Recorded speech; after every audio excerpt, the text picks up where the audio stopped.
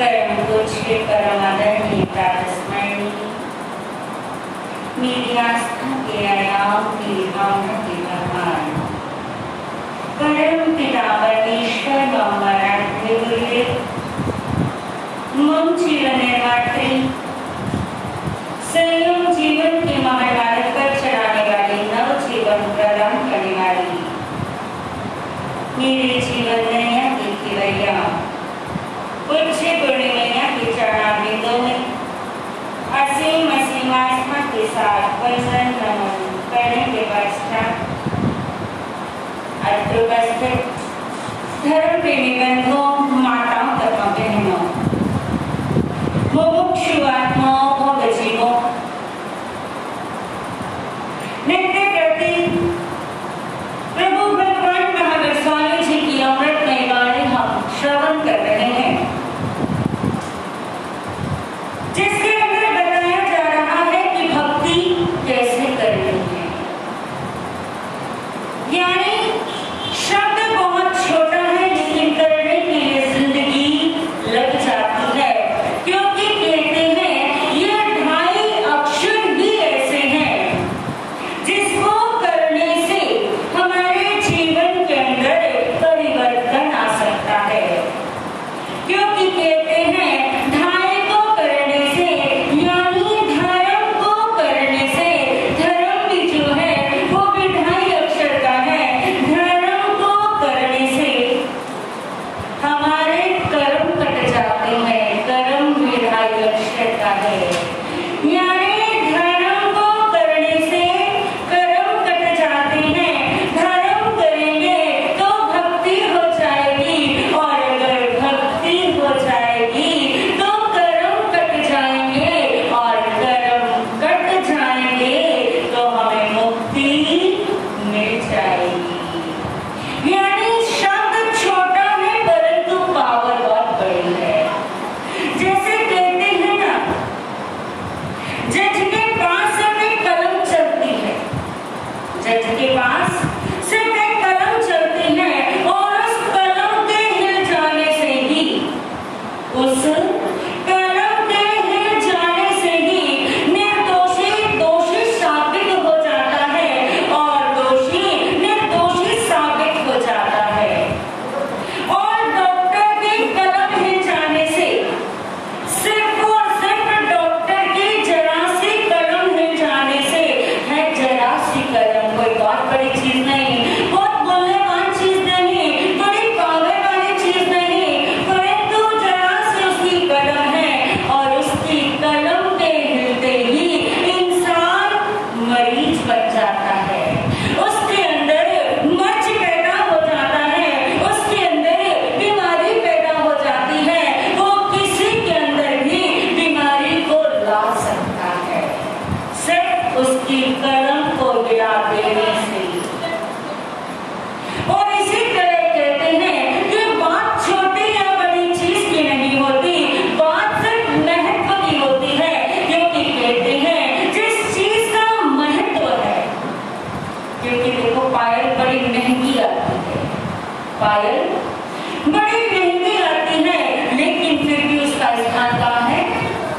पाँव में, उसका स्थान है चरणों में, उसके अंदर चाहे कितने घुंघरू लगे हो, कितने सुसज्जित हो, चाहे उसके अंदर नग लगवा दिए जाए, खरीदने वाला 100 की खरीदे, 1000 की खरीदे, चाहे उसे 5000 की खरीदे, बात खरीदने की नहीं होती, बात उसके सिर्फ चरणों की है।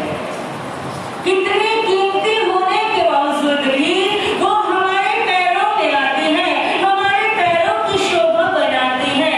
और बिंदी को देखिए, बिंदी चाहे जरा सी हो, चाहे बड़ी हो, चाहे छोटी हो, और वो बिंदी आपके एक पाजेब की जगह पर 10 बिंदी के पत्ते आ जाते हैं, परंतु बिंदी छोटी है, और उसका स्थान कहाँ है? उसका स्थान मस्तक पर है। तो मेरे बंधुओं, बात सिर्फ यही है कि पैसे से या किसी चीज के जाने आने से, यानी आप मंदिर में 10 बार जाए आओ, कोई फर्क कि 10 बार जाने वाले को पहले मुक्ति मिल जाएगी, 1 बार जाने वाले को मुक्ति नहीं होगी, ऐसा नहीं।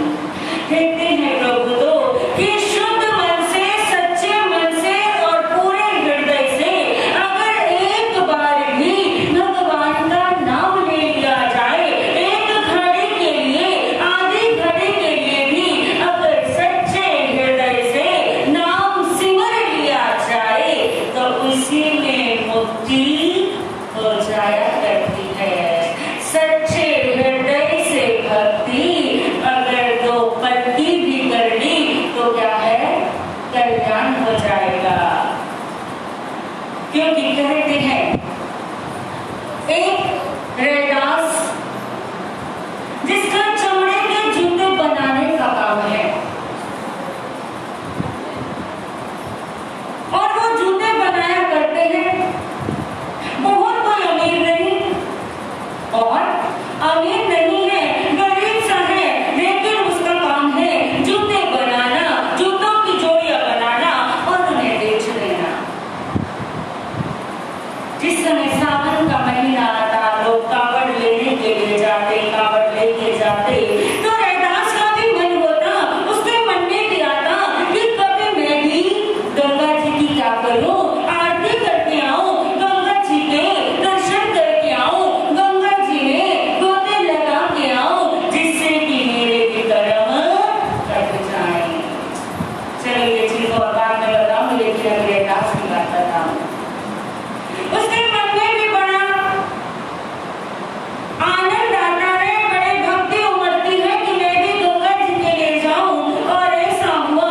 लेकिन वो रैदास ऐसा भक्त था कि जब सावन का महीना आता, लोग कावड़ लेने के लिए जाते, उस समय वो रैदास अगर हमारी जगह होता, हम सब लोगों की जगह होता, तो वो लोग क्या करते हैं, आप लोग जानते हैं कि जिस समय सीजन कहते हैं लोग इसको, जब लोगों का आना जाना, जैसे हरिद्वार वाले सीजन कहते हैं, जब सावन में लोग आते हैं तो कहते हैं हमारे तो सीजन का टाइम यही है, हमारी कमाई का टाइम यही है, क्योंकि इसी में 4 बंदे आते हैं और उन्हीं से हमें कमाना होता है, और 2 की चीज को 10 की बताकर बेचना होता है। परंतु वो रैदास था, भक्ति थे, हृदय के अंदर भक्त था, और जिस समय सावन का महीना आता और लोग कावड़ लेने के लिए जाते, तो रैदास अपनी फ्री सेवा कर देता, अपनी फ्री सेवा लगा देते। जो भी कोई आता और उनके जूते चप्पल वो फ्री में सही कर देते, सिलने होते सिल देते, बनाने होते बना देते, और कितनों के गांव में अगर जूता नहीं होता तो वो रैदास सोम से जूते बनाना और उन्हें दे देता। अगर कोई पैसे देने लगता तो रैदास ये कहते, अरे नहीं नहीं, ये पैसे मुझे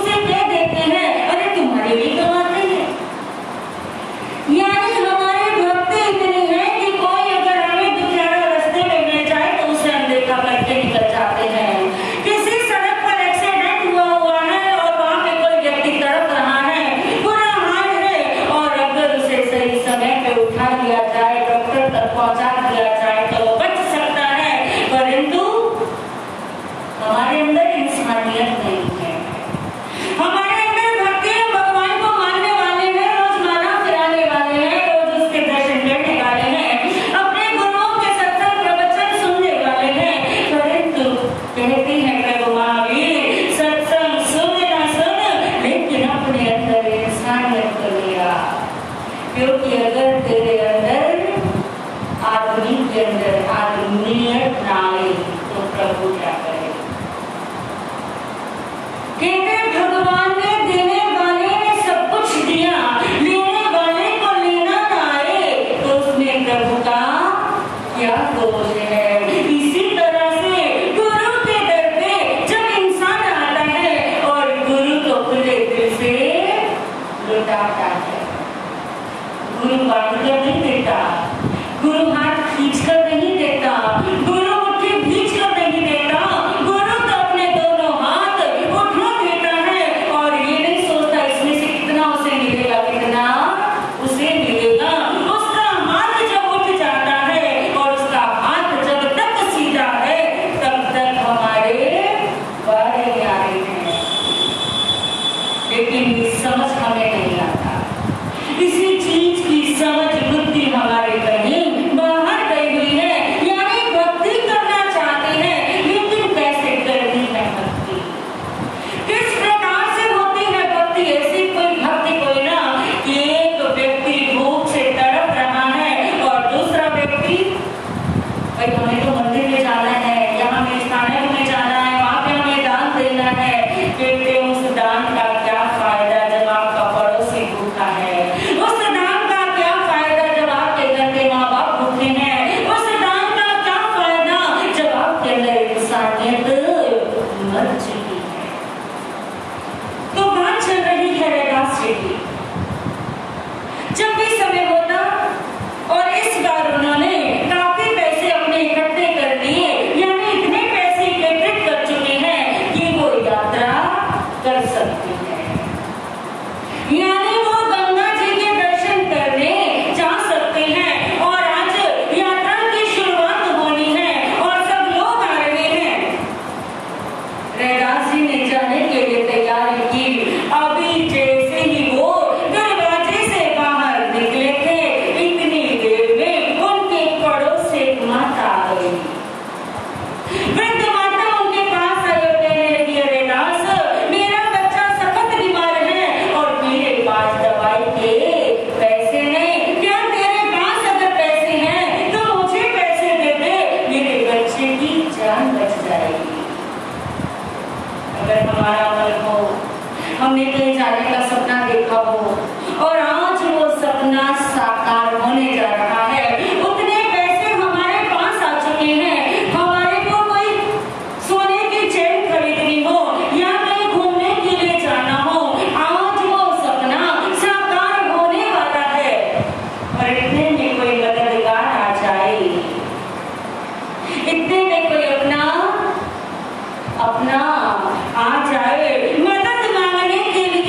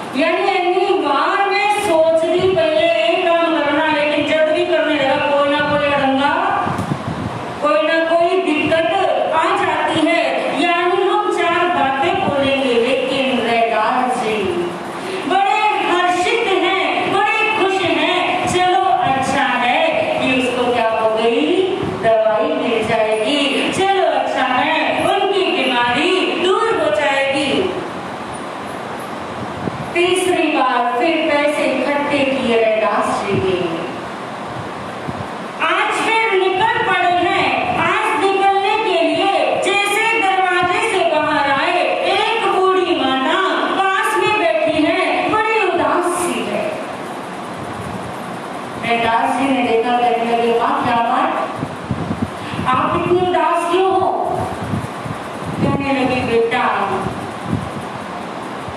मेरे तो पैर कब्र में लटकने को तैयार पड़े हैं।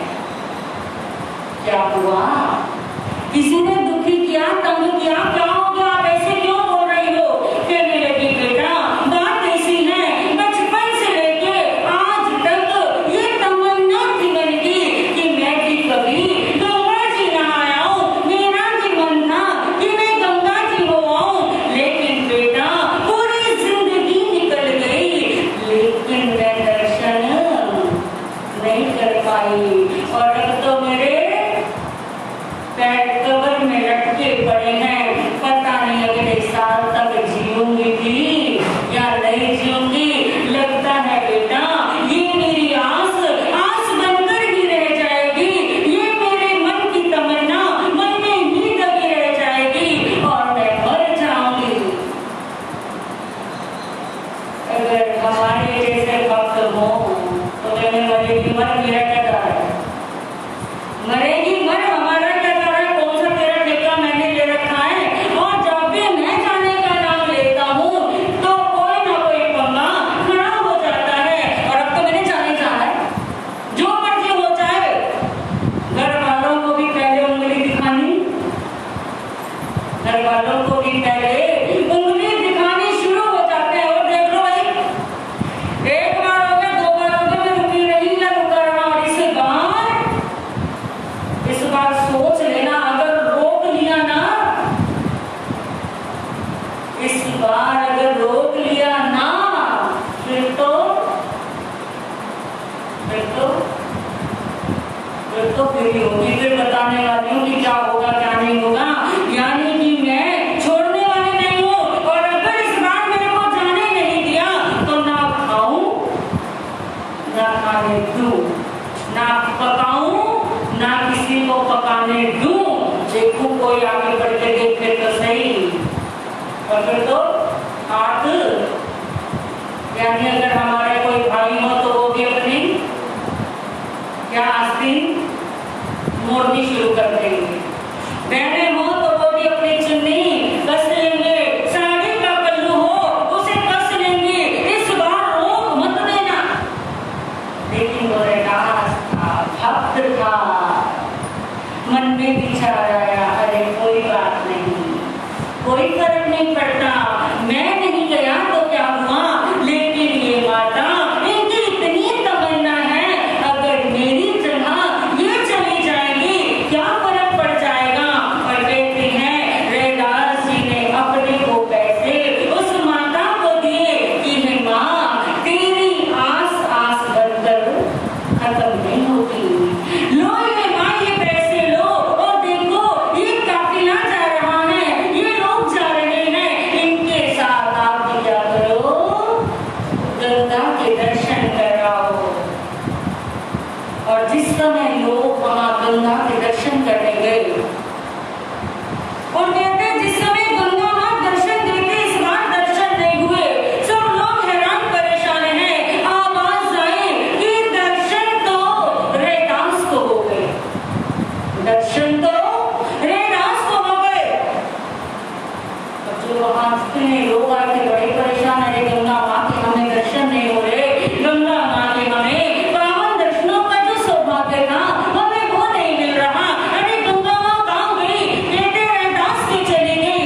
अब लोग और कहते हबड़ा तबड़ी मच गई।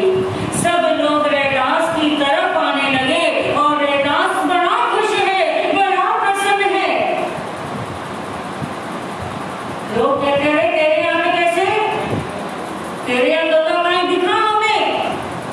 तो कहते हैं वो कठपुतली जिसके अंदर वो चमड़ा भिगो के रखा था, उस कठपुतली को लेकर आया, हाथ जोड़े और गंगा माँ का नाम लिया और कहते वहां पर गंगा निकल आई। इसीलिए कहावत बनी कठपुतली में गंगा, क्योंकि इतनी शुद्ध भावना थी कि वो गंगा जी तक नहीं पहुंच पाया, लेकिन गंगा जी खुद उस तक चली आई।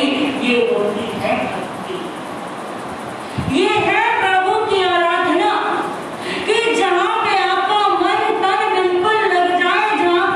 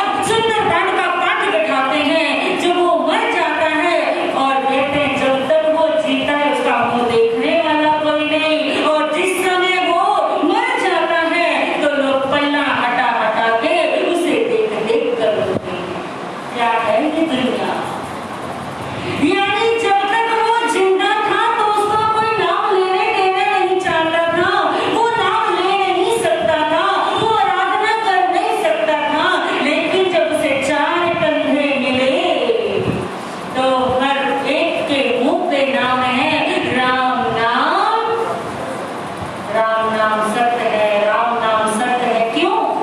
किसे सुनाया जा रहा है राम नाम सत्य? जरा चिंतन करो, अपना दिमाग लगाओ कि आप लोग ये नाम किसे सुना रहे हो? राम नाम सत्य ये किसको सुना रहे हो? उस मुर्दे को या खुद को? ये नाम राम नाम सत्य किसे सुना रहे हो? उस मुर्दे को या खुद को? क्योंकि अगर मुर्दे को सुनाया जा रहा है तो वो सुनता ही नहीं, उसे क्यों सुना रहे हो? और अगर खुद को सुना रहे हो तो सिर्फ उसी समय ही क्यों सुनाया, आगे पीछे क्यों नहीं सुना? अगर चिंतन करा जाए, विचार करा जाए, ये सोचनीय शब्द है कि राम नाम सत्य है। ये शब्द जब मुर्दघट के पास जाते हैं, मुर्दे को कंधे पर लेकर जाते हैं, उस समय हर एक के जवान में राम नाम सत्य होता है। क्यों? क्यों? सिर्फ मुर्दे को सुनाने के लिए किसके कानों में शब्द पड़ जाए राम नाम सत्य है, या फिर अपने आप को सुनाने के लिए? अगर अपने आप को सुनाने के लिए नाम लिया जाता तो मुर्दा जब शमशान से बाहर निकलते हैं, मुर्दघाट से बाहर निकलते हैं, फिर वो नाम कहाँ जाता है? फिर क्यों नहीं कहते राम नाम सत्य है? कितने अजीबो गरीब हैं हम लोग, कितनी अजीबो गरीब है हमारी सोच कि कई बार अपनी सोच पर शर्म आ जाती है कि अगर बेटे का विवाह हो और कोई आए और बेटे के सिर पे हाथ रख दे और मैं बेटा राम नाम सत्य है। कोई माता आ जाए, कोई हमारे भाइयों में से बुजुर्ग आ जाए या जवान आ जाए, कोई भी आ जाए और उस लड़के या लड़की के सिर पे हाथ रख के अगर ये कह दे बेटा राम नाम सत्य है, तो क्या होगा? वहां पे युद्ध हो जाएगा, महाभारत छिड़ जाएगी, वहां पे लड़ाई होने लग जाएगी। उसे ये कहा जाएगा अरे तुम तो हमारा क्या कर रहे हो, अब शकुन कर रहे हो, तुम हमारे को कुछ नहीं देखना चाहते, अरे दिमाग खराब है, राम नाम सत्य पुकार रहे हो। कमाल है, कैसी दुनिया है। खुशी के समय उसने यही तो कहा कि राम नाम सत्य है, कोई उसने गाली तो नहीं दी थी, कोई उसने आपका बुरा तो नहीं चाहा था, उसने तो यही बताया था कि जो भगवान का नाम है, राम नाम है, सत्य है। क्या आप राम का नाम नहीं लेते? अगर राम का नाम लेते हैं तो राम नाम सत्य कहने में क्या हो गया? और अगर जब कुछ नहीं हुआ तो तब क्यों कहा, तब कुछ नहीं हुआ तो तब क्यों नहीं कह सकते? यानी जब मुर्दघाट में जा रहे हैं तो राम नाम सत्य बोलने से हमारा कुछ नहीं बिगड़ा, तो शादी विवाह में राम नाम सत्य बोलने से क्यों बिगड़ जाता है? और अगर शादी में राम नाम सत्य बोलने से बिगड़ जाता है तो फिर मुर्दघाट में जाते हुए राम नाम सत्य क्यों याद आता है? क्यों? वही बातें कि तब भी हमें खुद नहीं सुनना, उसके कानों को सुनाना है। सुंदर कांड का पाठ अगर बैठाना है या कोई भी पूजा पाठ कराना है या कोई भी हवन आदि कराना है या कोई भी ग्रंथ आदि पढ़ना है, उसके जाने के बाद क्यों? क्या वो सुनने आएगा? सुनने नहीं आएगा। लेकिन हमारी भक्ति है, एक रीत चली है पागलों वाली और हम उसके पीछे चले जा रहे हैं कि हाँ हमें तो ये काम करना है। अरे जाने वाले के साथ में कहते हैं ना, इंसान की अगर अच्छाइयाँ सुननी हो, इंसान की अगर अच्छाइयाँ सुननी हो तो मुर्दघाट चले जाओ। इंसान के अंदर की अच्छाई को देखना हो तो मुर्दघाट चले जाओ, शमशान चले जाओ, वहां पे हर एक व्यक्ति उसके लिए अच्छा कहता हुआ मिलेगा। और अगर बुराई सुननी है तो जिंदे जी के पास आ जाओ, उसके यहाँ सत्संग में आ जाओ, कीर्तन में आ जाओ या मंदिर में चले जाओ, गुरु दर्शन के पास जाओ, वहां पर जाकर क्या मिलता है? उसने यूं कर दिया, उसकी यूं, यानी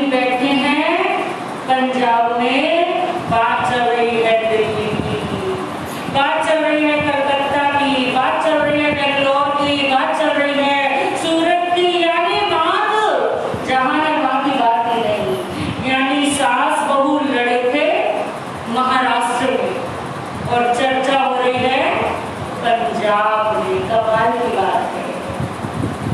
यानी तब राम नाम सब याद नहीं आता, ये ऐसे तो भक्ति, तो कहते हैं भक्ति कैसे करनी है, तो शब्दों में सुना के चलो। दो मुनिराज, जैन संत नहीं, संत सन्यासी चले जा रहे हैं गली गली में और आवाज लगा रहे हैं, राम नाम सत्य है, सत्य से ही गलत है, प्रभु नाम सत्य है, नाम से ही गलत है, नारा लगा रहे हैं, चल रहे हैं। और जैसे कोई गली से गुजरे, उन्होंने वही आवाज लगाई, कोई नारा लगाया, राम नाम सत्य है, नाम से ही गलत है। जैसे उन्होंने नारा लगाया, पीछे से आवाज आई, मैं नहीं मानता, मैं नहीं मानता कि प्रभु का नाम सच्चा है, ये तो मानता हूँ, लेकिन इसी से गति मिल जाती है, इसी से मुक्ति मिल जाती है, मैं नहीं मानता। दोनों सन्यासियों ने अपने मुंह को मोड़ा, अपने रुख को मोड़ा, पीछे की ओर देख रहे हैं कौन बोल रहा है, चारों तरफ निगाह लगाई, कोई नजर नहीं आया। फिर दो कदम बढ़ाए, नारा लगाया, फिर वही आवाज आई, नाम सच है मानता हूं, लेकिन गलती होते नहीं मानता। पहले उन्होंने से पीछे मुड़ के देखा था और अब उन सन्यासियों ने बड़ा बारीकी से देखा, लेकिन कभी उन्हें कोई नजर नहीं आया। फिर जैसे ही दो कदम बढ़ाए, वही नारा लगाया, जैसे ही नारा लगाया, फिर वही बात, वही आवाज कि प्रभु नाम सत्य है, ये मानता हूं, लेकिन इसी से गति हो जाती है, मुक्ति मिल जाती है, ये बात नहीं मानता। जब ये 3 बार आवाज सुनी तो सन्यासी कहने लगे कोई तो है। उन्होंने अपने मुख को मोड़ा, वापस आ रहे हैं, बड़ी बारीकी से देख रहे हैं कौन है, कौन बोल रहा है। उन्होंने देखा एक पिंजरा और एक पिंजरे में तोता बंद है। उस तोते के पास आए और कहने लगे, हे शुक्रराज, क्या आप बोलते हैं? हाँ मैं बोल रहा हूँ, हाँ मैं बोल रहा हूँ, मैं मानता हूँ प्रभु का नाम सच्चा है, लेकिन प्रभु के नाम से गति हो जाती है, मुक्ति मिल जाती, नहीं मानता। क्यों क्यों नहीं मानते? वो भी हमारी ही तरह भक्त था। कहने लगा, अरे मैं प्रभु क्या, जब मैं इस पिंजरे से आ जाता था, मेरा भी अपना एक परिवार था, और हम सब जहाँ कहीं कीर्तन होता, जहाँ कहीं सत्संग होता, जहाँ कहीं संत मुनिराज आते, मैं मेरा परिवार उनके दर्शन करने जाते, उनका सत्संग सुनने जाते, उनकी वाणी सुनने जाते, कीर्तन में हम भी आनंद लेते। लेकिन देखो क्या मिला मुझे, क्या मिला उस नाम को सुनने से? ये पिंजरा, ये कैद, ये पाबंदियां, अरे सब कुछ तो खत्म हो गया मेरा, ना मेरा परिवार मेरे साथ है, और ये बंधन और मुझे मिल गया, ये मैं जकड़ के रह गया। सुना सन्यासियों ने, कहने लगे, वाह शुक्रराज वाह, नाम तो लिया, नाम तो सुना, नाम तो जपा, लेकिन ये शुक्रराज, हम कुछ आपसे पूछना चाहते हैं, क्या आप हमें बताएंगे? कहने लगे, हाँ हाँ पूछो, आप पूछो, मैं बताऊंगा।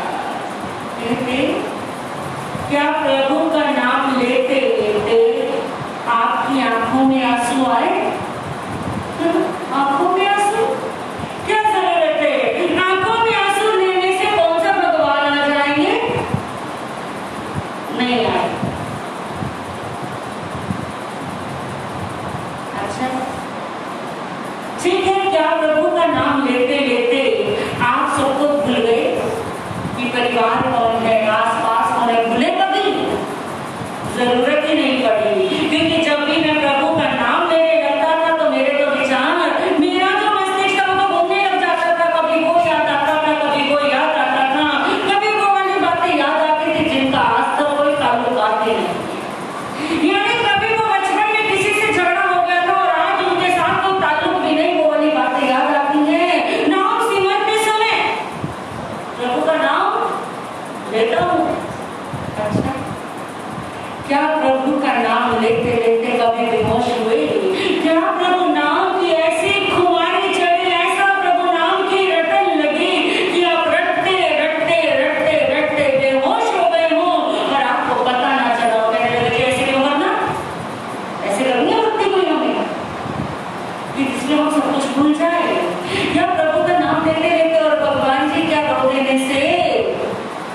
ज्यादा रोने से भगवान मिल जाते हैं, किसी कवि ने भी कहा है, आंखों में हो आंसू और होठों पे हो नाम, क्यों नहीं आएंगे भगवान, क्यों नहीं आएंगे भगवान, करो भरोसा बन जाएंगे, करो भरोसा बन जाएंगे, बिगड़े सारे काम, क्यों नहीं आएंगे भगवान, क्यों नहीं आएंगे भगवान, आंखों में हो आंसू और होठों पे हो नाम, क्यों नहीं आएंगे भगवान, क्यों नहीं आएंगे भगवान। देविया सन्यासी ने बता दिया, एक बार जरा ऐसा नाम को लेकर देखो और भगवान ना आए, ऐसा नहीं हो सकता। समझा दिया, चले गए। और आज वो शुक्रराज सन्यासियों की बातों को याद कर रहा है कि सन्यासी ने कहा है, नाम रट तो ऐसा रट कि तुझे दुनिया का पता न चले, ऐसा दीवाना हो जा, ऐसा मस्ताना हो जा कि आसपास ढोल बजे तो बजते रहे, तुझे वो ढोल सुनाई ना दे। तेरे पास कुछ हो रहा है, क्या हो रहा है इससे तो अनजान हो जाए। और उसने नाम जपना शुरू किया और जपता जा रहा है, और जपते जपते आज उसने आंखें भी बंद कर दी और आंखें बंद करके नाम जप रहा है। उस नाम को जपते जपते आंखों से पानी बह रहा है, बड़े बड़े अश्रुधारा बह रहे हैं। हमारी भी रहती है, तब बड़े दुखी होते हैं, बड़े परेशान होते हैं, घर में झगड़ा होता है, लड़ाई होती है, उस समय भगवान का नाम जपते हैं, रोते रहते हैं, अरे भगवान जी तुम्हारा इतना नाम लिया, फिर भी मेरे साथ ऐसा हो रहा है, भगवान जी मैंने यूं किया फिर भी वो हो रहा है। यानी तब आंसू तो आते हैं, लेकिन वो सिर्फ अपने सुखों के लिए, कहते अपने सुख के लिए रोया तो क्या रोया, कहते दूसरों के लिए आंसू बहाना, आंसू बहाना कहलाता है।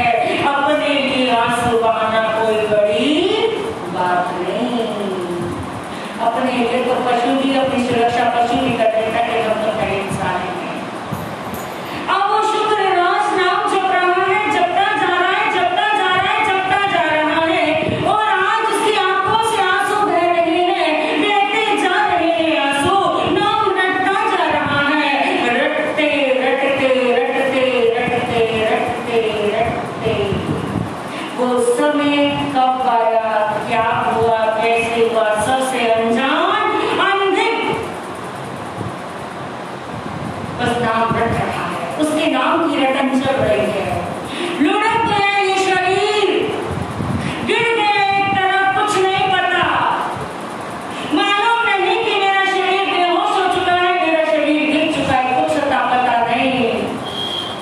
इधर उस तोते का मालिक आया, मालिक ने देखा है तोता तो लुढ़का पड़ा है, लगता है तोता मर गया, बड़ा अच्छा था तोता, बड़ा प्यारा था तोता।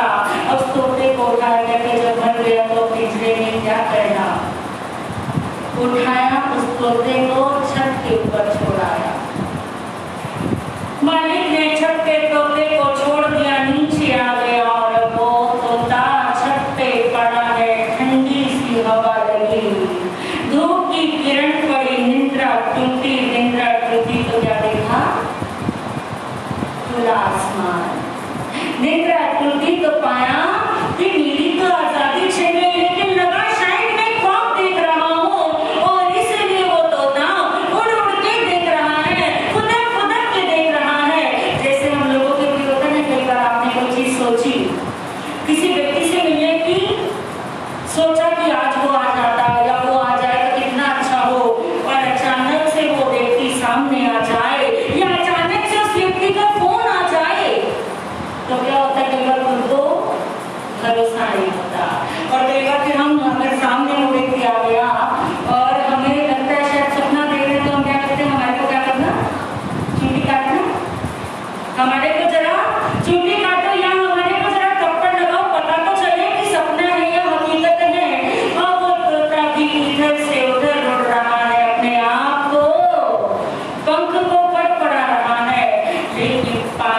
उसने आजाद हो गया। तो कहते हैं मेरे बंधुओं, ये है भक्ति।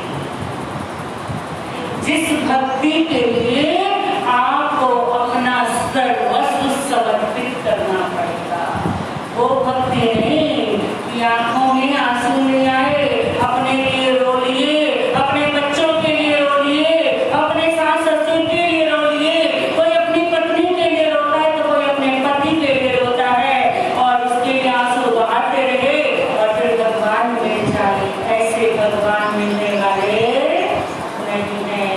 अगर सचमुच में भगवान को पाना है, अगर सचमुच में प्रभु से लो लगानी है तो जुड़ जाइए उससे। बस वहां पर कौन हो, आप और वो, उसके अलावा कोई और ना हो। ऑनलाइन हो जाओ उनसे, कैसे ऑनलाइन होना है और किस प्रकार से अगर ऑनलाइन हो जाएंगे तो हमारा जीवन बन जाएगा। हम आएंगे, सुनेंगे, श्रवण करेंगे कि कैसे अपने दातार से, कैसे अपने प्रभु से हमें ऑनलाइन होना है और अपने प्रभु से मिलना है। हमें प्रभु से मिलना नहीं है। मैं तो कहती हूँ मुझे प्रभु से नहीं मिलना, और मैं ये चाहती हूँ कि आप भी प्रभु से ना मिलो, क्योंकि प्रभु ने ये कहा मुझसे मिलकर क्या करोगे, मुझसे मिलकर क्या करोगे, कोई लाभ नहीं होगा। तुम खुद प्रभु बन जाओ, ऐसे काम हो जाए जिससे तुम खुद एक प्रभुत्व को पालो, वो काम करना है। तो इसलिए हमें प्रभु का नाम जपते जपते खुद